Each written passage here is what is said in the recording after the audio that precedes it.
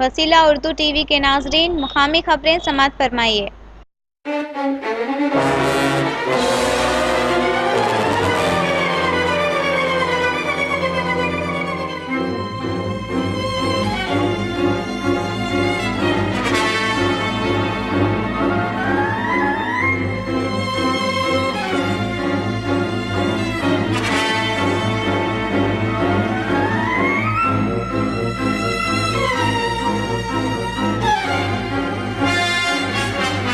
ఈనాడు Telugu Desam party ఎన్నికల ముందు ఇచ్చిన హామీలను నెరవేర్చాలని చెప్పి డిమాండ్ చేస్తూ ముస్లిం దూదేకుల ప్రాధాన్యత లేని ఏకైక ప్రభుత్వం ఏదైనా ఉందంటే అదొక కాంగ్రెస్ పార్టీ, అదొక తెలుగుదేశం పార్టీనే అని మేము కాంగ్రెస్ పార్టీ తరఫున తీవ్రంగా విమర్శిస్తున్నాం.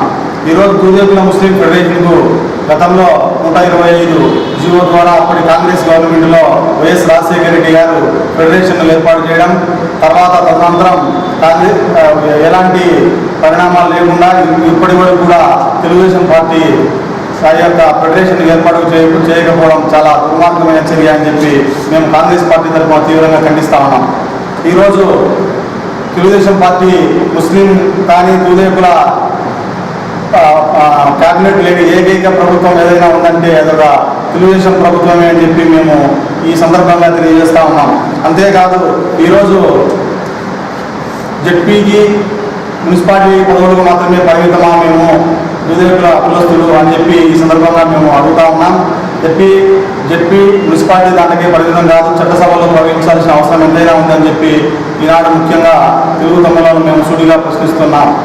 అంతేకాదు ఈ యొక్క ఫెడరేషన్ త్వరలో 100 కోట్లు బడ్జెట్ రిలీజ్ చేసి పార్లమెంటులు ఏర్పాటు చేయకపోతే త్వరలో జరిగే నంద్యాలలో జరిగే ఉప ఎన్నికల్లో మా యొక్క సత్తాను చాటుతామని చెప్పి ఈ సందర్భంగా మేము తెలియజేసుకుంటా ఉన్నాము.